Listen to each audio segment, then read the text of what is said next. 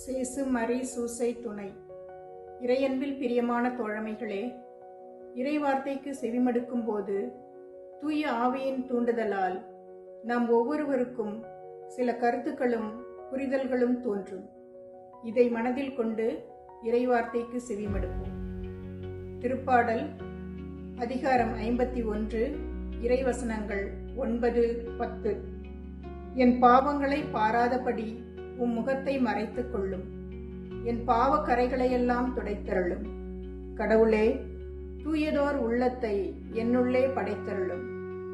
உறுதி தரும் ஆவியை, புதுப்பிக்கும் ஆவியை என்னுள்ளே உருவாக்கியருளும்.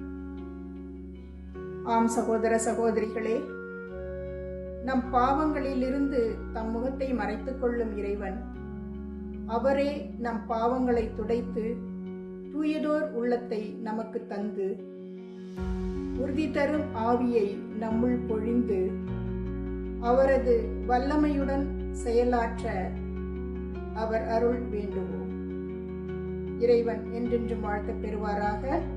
ஆமென். இவ்வசனத்தை குறித்து தங்கள் கருத்துக்களை கமெண்ட் செக்ஷனில் செய்யுங்கள்.